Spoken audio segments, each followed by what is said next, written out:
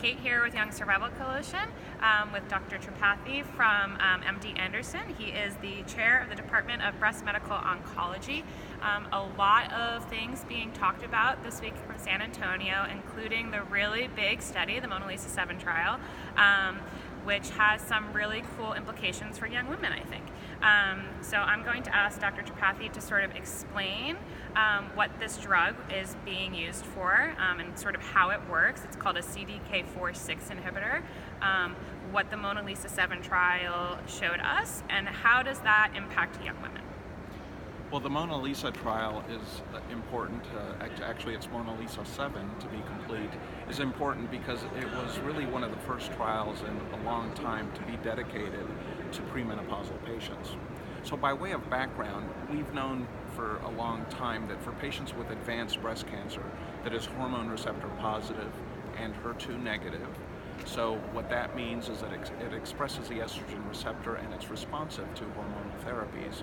This accounts for about 70–75% of all breast cancer, so it's very important.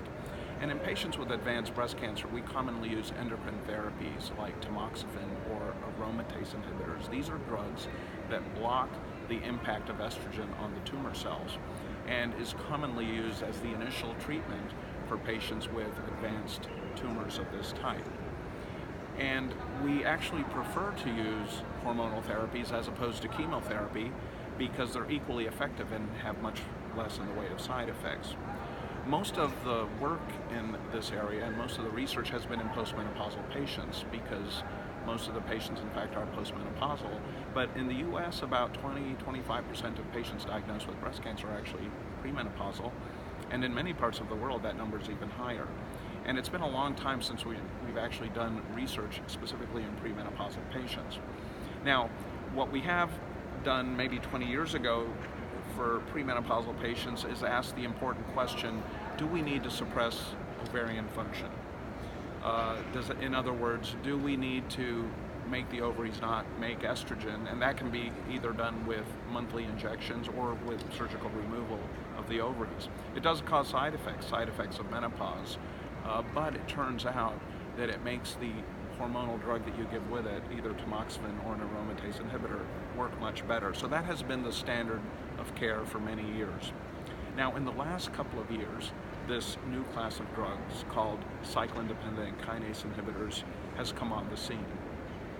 The cell cycle is a biological clock that is getting signals from many different aspects of the cell that tells it to grow. So a cell only grows when it's supposed to grow, and then it stops growing, and that's how all our cells behave. And that is controlled by a series of proteins that are called part of the cell cycle. So for example, if there's a growth signal for a cell to grow, let's say you cut yourself, and we're talking about a skin cell, it'll get a signal to grow, it'll activate the cell cycle. Now, in cancer, there are many abnormalities in the cell cycle that make a cell grow out of control. So it's illogical to develop drugs against the enzymes that drive the cell cycle.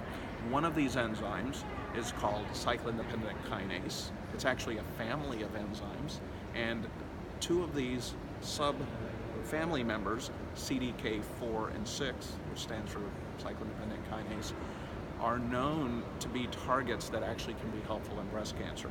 So the first CDK4/6 inhibitor was approved 2 years ago, a drug called palbociclib, also known as Ibrance. And since that time, another drug, ribociclib, also known as Kisqali, has also been approved.